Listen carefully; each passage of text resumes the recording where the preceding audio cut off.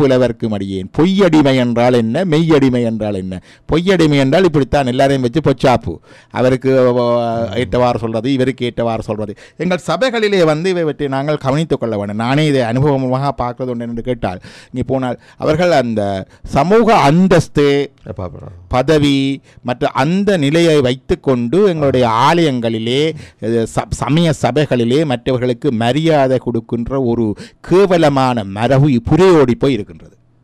இதை கேட்டுக்கொண்டிருக்கிற ஆலய நடத்துபவர்கள், ஆலய தர்மகர்த்தாக்கள், இந்து மத சபைகளை நடத்துபவர்கள் அதை நிச்சயமாக களைய வேண்டும். ஆண்டவன் சந்நிதிக்கு வந்தால் அவர் இவர் என்று ஒருவரையும் கூப்பிட்டு முன்னுக்கு வைக்கிறது, இவருக்கு மாலை போடுறது, அவரை புகழ்ந்து போடுவது, இது வெறும் மானுட பூஜை. எனக்கு அந்த விதத்தை தவிர்த்து கொள்ள வேண்டும். நான் இதை சொல்வது தேவராஜ் சொல்வது பூதபலி என்று. அந்த கோயிலிலே திருவிழாக்கள் செய்கின்ற பொழுது பூதபலி கொடுக்குறாங்க, பூதபலி நடக்குதுன்னு சொல்றது. நான் என்று சொன்னால் ஆக்களை கூப்பிட்டு ஆனோடனால இவற்றை நன்றாக குறைத்து கொள்ள வேண்டும். எனக்கே சில வேளை மனம் ரொம்ப கஷ்டமாக இருக்கும் அதை பார்த்தால். கூப்பிடுவார்கள், முன்னுக்கு வாங்க, நாங்கள் ஒன்றும் பெரிய ஆக்கள் என்று இல்லை, ஆனால் எங்களை விட பெரியவர்கள் இருக்கின்றார்கள். மற்றது எத்தனையோ பேர் இருக்கின்றார்கள், நன்றாக பாடுபவர்கள் இருக்கின்றார்கள், பேசக்கூடியவர்கள் இருக்கின்றார்கள். அவர்களுக்குரிய மரியாதையை, கௌரவத்தை குறித்து மனுஷனை மனுஷனாக மதிக்க பழக வேண்டும். அப்படி இல்லாவிட்டால் எமது கிறிஸ்தவ சகோதரர்களிடமிருந்து அதை கற்றுக்கொள்ள வேண்டும். வெட்கப்படுவதை கொண்டு இல்லை. இதில் இந்த இழிவுகள், இந்த கேவலங்கள் எங்கள் சபைகளிலேயே ஆலயங்களிடையே இருக்கின்றன. அவை திருத்திக் கொள்ள வேண்டும். மற்றவர்களிடமிருந்து அதை பார்த்து கற்றுக்கொள்ள வேண்டும். இந்த சமயத்தில் சொல்லிய பொய்யடிமை இல்லாத புலவர்க்கும் அடியேன் என்று சுந்தரர் சொல்லியிருக்கின்றார். மற்றது தருகிலா சார்பினின் தொண்டர் தருகிலா பொய்மையாளரை பாடாதே என்று சுந்தரர் சொல்லியிருக்கின்றார். ஆனபடினாலே இந்த மானிடர்களை ஏற்றி வழிபடுகின்ற அந்த வழிபாட்டுத்தன்மை இழிவுக்குரியது. அதே நேரம் குருவை வழிபடுகின்ற தன்மை, குருவை சிவமாக பாவித்து வழிபடுகின்ற தன்மை, பெற்றோரை வழிபடுகின்ற தன்மை, ஆதி குருவுக்கு வணக்கம் செலுத்துகின்ற தன்மை, மனிதரை மனிதன் வழிபடுகின்ற பொழுது இவரை அல்ல இவர்களிடம் ஆன்மாவுக்கு. நான் உங்களை பார்த்து நடராஜ்மார் இப்படி நல்ல ஒரு வானொலி வைத்திருக்கிறேன், நல்ல சேவை வைத்திருக்கிறேன், உங்களுக்கு வணக்கம் செய்கின்றேன் என்றால் நடராஜ்மாருக்கு உள்ளே இருந்து நடத்துகின்ற அந்த இறைவனுக்கு தான் அந்த வணக்கம்.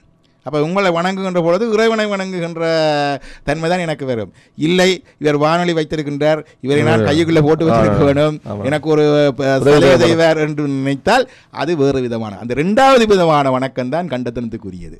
அது அட்டிடியூட் தான், அது மேக்ஸ் அ டிஃப்ரென்ஸ். அது என்னென்று கேட்டால் சொல்லுவார்கள், மன்மதன் இருந்தான், மன்மதன் இறைவனுக்கு மலரம்பு தான் போட்டான், ஆனால் எரிக்கப்பட்டான். Attitude is different. Sakkiya Nayanar 63 நாயனார்கள் ஒருவர், அவர் பௌத்த மதத்தைச் சேர்ந்தவர், பௌத்த துறவியாக இருந்தவர், இறை அன்பிலே முதிர்ந்து கல்லைத்தான் எறிந்தார். ஆனால் அவர் நாயனார்கள் ஒருவராக மதிக்கப்படுகின்றார். ஜூதாஸ் இயேசு கிறிஸ்துவை கட்டி அணைத்து முத்தம்தான் கொடுத்தான். ஆனால் அவன் கொடுத்த முத்தம் அன்பின் வெளிப்பாடா? அது காட்டி கொடுக்கின்ற முத்தம். ஆனபடினாலே இந்த வழிபாடுகள் முக்கியமல்ல, வழிபாட்டுக்கு உள்ளே நீங்கள் என்ன அட்டிடியூட் வைத்துக் கொண்டிருக்கிறீர்கள் என்பதுதான் முக்கியம்.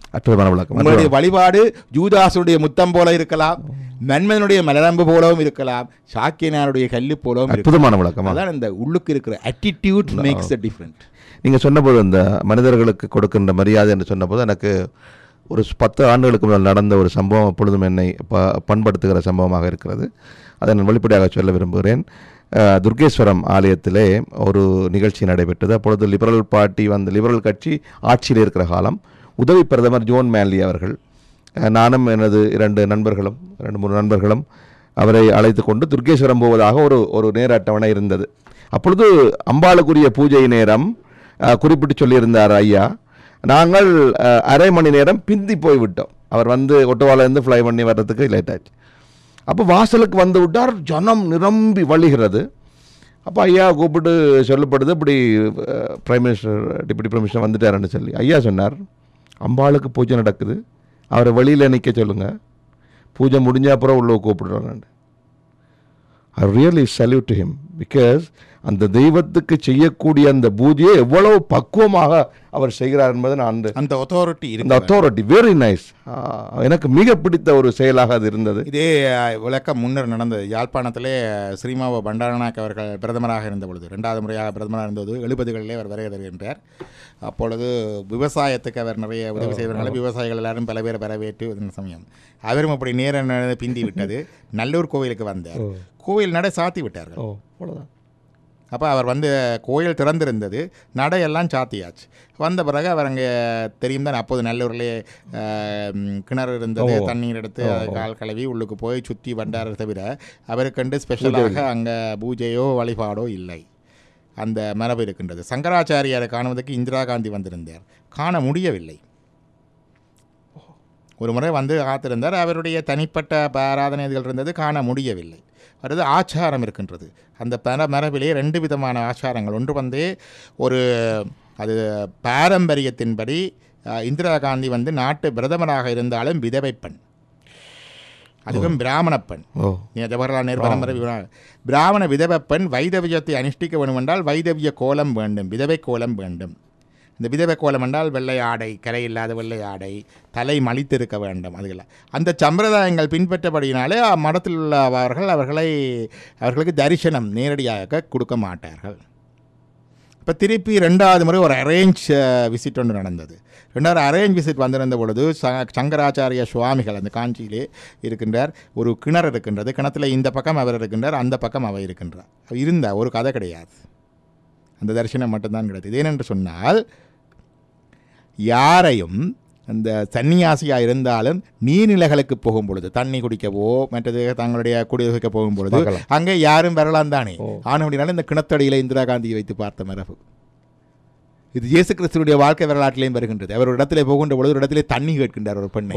அவர் சொல்கிறார், நான் உமக்கு தண்ணி தருவதா என்று சொல்லி கேட்க, இல்லை தா என்று கேட்டு பருகிறார். உள்ளுக்கு போய் சொல்லுகிறாள், ஊரில் போய் ஒரு பெரிய அற்புதமானவர் வந்திருக்கின்றார் என்று. அதே மரபு, இந்த மரபு பொது. அதே மாதிரியாக சங்கராச்சாரியாரும் தண்ணி கிணத்தடியில் இருந்து அந்த இந்திரா காந்திக்கு அந்த தரிசனம் கிடைத்தது. இது அந்த மரபு வழி. இந்த இன்னொரு கேள்வியிடம் இருக்கிறது. அது பொதுவாக இந்த சமய வழக்கங்களில் அது நான் பார்க்கிறேன், கிறிஸ்தவத்திலும் இருக்கிறது, சைவத்திலும் இருக்கிறது, வேறு இடங்களில் நான் பெரிதாக பார்க்கவில்லை. ஒரு சமயத்திலே பெரிய ஆச்சாரியாராக இருந்தால் அவருக்கான ஆடை அணிகலன் அலங்காரங்கள் இருக்கின்றன. இது சமயம் என்பது இறைவனோடு சம்பந்தப்பட்டது தானே. ஏன் அப்படியான ஒரு குறிப்பிட்ட இவர் இப்போ கார்டனலாக இருந்தால் ஒரு தொப்பி வைக்க வேணும், எங்களோட ஐயர் குருக்களாக இருந்தால் அவருக்கு ஒரு உடுப்பு, இன்னொரு இருந்தால் இன்னொரு பச்சை துண்டு அதிகமாக, இல்லைண்டா இன்னொரு மாலை அதிகமாக, இப்படியான அலங்காரங்கள் இல்லாமல் சாதாரணமாக இறை தொண்டு செய்ய முடியாதா? ஏன் அந்த அலங்காரங்களுக்குள்ள ஒரு டெசிக்னேஷன் வைக்கணும்? ஏன் அப்படி ஒரு உடுப்பை போட்டு பயப்படுத்தினோம் என்றதான் எனக்கு டிரெக்டான கேள்வி. நல்ல ஒரு கேள்வி. என்னுடைய வாழ்க்கையிலிருந்து ஒரு அனுபவம் சொல்லுகின்றேன். இங்கே என்னுடைய குருநாதரை நான் சந்தித்தேன். 2006ஆம் ஆண்டு சந்தித்து இங்கே சந்தித்ததிலிருந்து அவர் தான் என்னை ஆட்கொண்டு அவர் தான் முதல் சொன்னார், இதை போய் மற்றவர்களுக்கும் சொல்ல. அப்போ அவரை கேட்டேன், நான்களே தடுமாறி கொண்டிருக்கிற விஷயம் எந்த முகத்துடன் எந்த மூஞ்சனும் எழும்பி நின்று மற்ற ஆக்களுக்கு சொல்கிறது. அவர் சொன்னார், நீ மற்றவர்களுக்கு சொல்லுகின்ற பொழுது நீ உனக்கே மீண்டும் ஒரு முறை சொல்லிக் கொள்ளுகின்றாய் என்று நினை. while you are telling others you are reinforcing to yourself என்று சொன்னார். அந்த பெருமானை நான் பிறகு இந்தியாவிலே போகின்ற பொழுது போய் சந்திக்கின்றேன். நான் அங்கே சிதம்பரத்திலே அவர் இருக்கின்றார். அண்ணாமலை பல்கலைக்கழகத்திலே மருத்துவ பேராசிரியராக இன்றைக்கு 80 வயது கடந்து அவர் இருக்கின்றார். அப்போ அவரை நான் சந்திக்க போனேன் என்று அங்கே தொலைபேசியில் அழைத்த பொழுது அவர் சொன்னார், இன்றைக்கு ஒரு புத்தக வெளியீடு, மருத்துவ புத்தகம் ஒன்று வெளியிடுகிறார் சென்னையிலே, நான் அங்கே நிற்கின்றேன், நீ அங்கே நின்றுகள், நாளைக்கு வந்து விடுவேன் என்று. நான் சிதம்பரத்திலே தங்கியிருந்து கோயில் தரிசனம் எல்லாம் பண்ணி அதெல்லாம் முடிச்சுட்டு அடுத்த நாள் இவரை பார்ப்பதற்கண்டே போகின்றேன். போகின்ற பொழுது வளமையாக கழுத்திலே ஒரு ருத்ராட்ச மாலை இருந்தது. அதனால் ஒரு கருப்பு டிஷர்ட் போட்டிருக்கின்றேன், ஒரு கருப்பு டெனிம் ட்ரௌசர் ஒன்று போட்டுக்கொண்டு அப்படி தான் போனேன். அன்றைக்கு கோயில் வழிபாடு முடித்து விட்டேன், இவரிடம் வெள்ளன போகணும்னு போயிட்டேன். உடனே அவர் என்னை அழைத்து கொண்டு சென்று என்னென்ன இடங்கள் பார்த்தது என்று கேட்டார். நான் பார்க்க வேண்டிய இடமெல்லாம் பார்த்துட்டேன் என்று சொல்லி போட்டு உமாபதி சிவாச்சாரியாருடைய கோயிலுக்கு என்னை அழைத்து சென்றார்.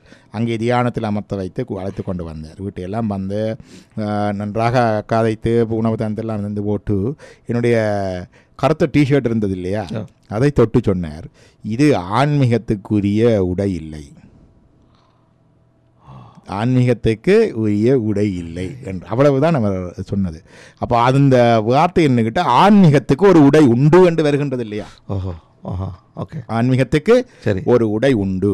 அப்போ இது என்னென்னு கேட்டால் அதுக்கு முதல் நானும் பேசுகின்ற பொழுது அந்த உடையிலே அவ்வளவு கவனம் செலுத்துவது முக்கிய கவனம் டை கட்டி கூட போய் பேசலாம், பேச வேண்டும் என்று கூட நினைத்திருக்கின்றேன். ஏனென்றால் எல்லாரும் பேட்டி கட்டித்தான் பேச வேண்டாம், டை கட்டி பேசுவது இருக்க மாட்டார்களா?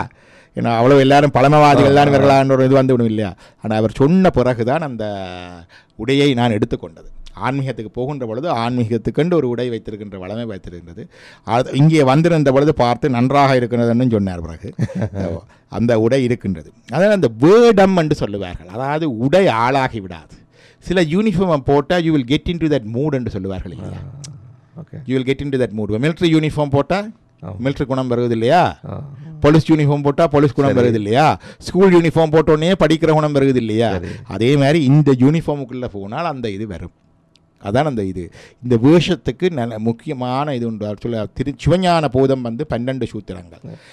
உலகம் முழுக்க இப்படி சமய உண்மைகள் பல விதமாக பேசப்படுகின்றன, எங்களுக்கு தெரியும். இப்படியெல்லாம் குழம்பிக் கொண்டிருக்கும் பொழுது திருநந்தி தேவர் எங்களை ஆன்ம வர்க்க எங்களுக்கெல்லாம் ஒரு பிரதிநிதியாக இறைவனிடம் கேட்டார். இறைவனே அந்த உண்மையான செய்தியை மெய்யை சொல்லுமென்ற இறைவன் அவருக்கு 12 சிவஞான போத சூத்திரங்களை சொன்னார். ரௌரவ ஆகமத்தில் இருக்கின்ற சூத்திரங்களை சொன்னார்.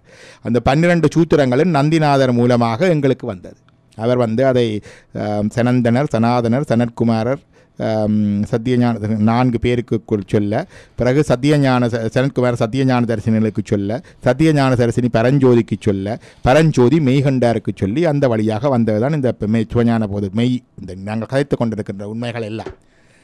அதில் 12வது சூத்திரத்தில் வருகின்றது, மாலர நேயம் மலிந்தவர் வேடமும் ஆலயம்தானும் அரணனத் தொழுமே. வேடம் மாலர நேயம் மலிந்தவர் வேடம், குற்றமில்லாத நேயம். அதாவது வேஷம் போடுகின்றவர்கள் பொய்யடிமை இல்லாத புலவர் என்று தானே சொன்னார். பொய்யடிமை இல்லாத புலவர் என்ற மாதிரி மாலர நேயம் குற்றமில்லாத பக்தி உடையவர்களுடைய திருவேடம், அந்த வேஷம், அதாவது அவருடைய உருத்திராட்சம், அவருடைய ஜடாமுடி, அவருடைய திருநீறு, இந்த வேஷங்களும் ஆலயமும், இந்த ஆலயங்களும் அரணென்றே நினைத்து இறைவனென்றே நினைத்து வழிபடுவார்கள். 6 ஜீவன் முத்தர்கள். அம்மலங்களி அன்பருடு மரி என்று சொல்கிறார். மலங்கள் எல்லாம் இந்த உலகத்தில் இருக்கின்ற வாழ்க்கையில் இருக்கின்ற பொழுதே இந்த மலங்கள் எல்லாத்தையும் கழுவி ஜீவன் முத்தரான ஜீவன் முத்தர்கள் ஏதோ உலகத்தை விட்டுட்டு போய் ஓடி போயிருக்கணும் இல்லை. அவர்கள் மாலர நேயம் மலிந்தவர் வேடமும் ஆலயந்தானும் அரணனத் தொழுமே. இந்த குற்றமற்ற நேயமுள்ள அன்பர்கள் அடியார்களுடைய வேடத்தையும் ஆலயங்களையும் சிவனென்றே நினைத்து தொழுமே.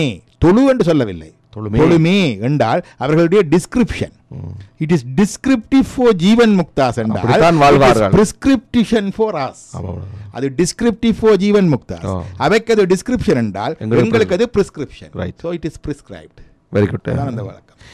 இந்த ஆலயங்களில் சில வழியில் நாங்கள் சுற்றி வருகின்ற போது எங்களை தெரிந்தவர்கள், எங்கள் மீது அன்பு கொண்டவர்கள் ஆலய வழிபாட்டிலே நாங்கள் இருக்கின்ற போது எங்களையும் பார்த்து ஒரு முறை கும்பிட்டு போவார்கள். எனக்கு மிகுந்த மனம் திக்கண்ணுடன், என்ன ஆலயத்திலே நான் வணங்கி கொண்டிருக்கின்றேன், அவர்கள் என் மீது அன்புக்காக செய்கிறார்கள், அவர்கள் செய்கிற காரணத்தாலே நானும் திருப்பி செய்ய வேண்டி இருக்கிறது என்பது ஒன்று. அந்த அன்புக்கு நன்றி சொன்னாலும் கூட ஆலயங்களுக்குள்ளே போனவுடனே அந்தணர்களை விழுந்து வணங்குகின்ற, அந்தணர்களை கண்டவுடனே விழுந்து வணங்குகின்ற சம்பிரதாயத்தை நாங்கள் பார்க்கின்றோம். நான் கூட அதை முன்னர் செய்திருக்கிறேன். ஆனால் அதுவும் எனக்கு கொஞ்சம் மனதுக்கு சங்கடமாக இருக்கக்கூடிய விடயங்களாக இருந்திருக்கின்றன. இதுக்குரிய சரியான விளக்கம் என்ன டாக்டர்? அத்தனை 2 இருக்கின்றது. ஆலயத்திலே வேறு ஒருவரையும் குருவை கூட வணங்கப்படாது. மிக தெளிவான. அதே மாதிரி அரசவையிலேயும் குருவை வணங்கப்படாது. அரச அவையிலே குருவை வணங்கப்படாது. என்ன 2 விஷயம். அரசவையிலே அரசன் இருக்கிறான். அரசன் யாராக இருக்கின்றான்? இறைவனுடைய பிரதிநிதியாக அரசன் இருக்கின்றான். இது ரெப்ரசன்டேட்டிவ் ஆஃப் திஸ். இன்றைக்கெல்லாம் இங்கே கூட சட்டத்தில் யார் சொல்லுகிறோம்? குவீன் த மெஜஸ்டி என்று சொல்கிறோம். குவீன் த மெஜஸ்டி யாருடைய பேரால இதை செய்கின்றார்? இறைவனுடைய பேரால. ரெப்ரசன்டேட்டிவ் ஆஃப் த சர்ச் அப்படித்தானே செய்கின்றார் அந்த இது. அதே மாதிரியாக இறைவனுடைய ஆளாக அவர் இருக்கின்ற சபையிலே குருவுக்கு கூட வணக்கம் இல்லை, குரு இருந்திருந்தாலும் கூட அது இருக்கின்றது. 2வது, அது இறைவனுடைய பிரதிநிதியாக இல்லாமல் சாதாரண மனுஷராக இருந்தாலும் கூட அவர் கேட்க இவரை வணங்கினால் ஒரு கான்ஃப்ளிக்ட் ஆஃப் இன்ட்ரெஸ்ட் இருந்தாலும் ஆனபடியாகவும் இருக்கலாம். அது இல்லை, அது இருக்கின்றது. அப்போ இந்த இடங்களிலே குருவுக்கு வணக்கம் செலுத்தக்கூடாது என்ற கருத்தெல்லாம் இருக்கின்றது எங்களுக்கு. அதில் வந்து நீங்கள்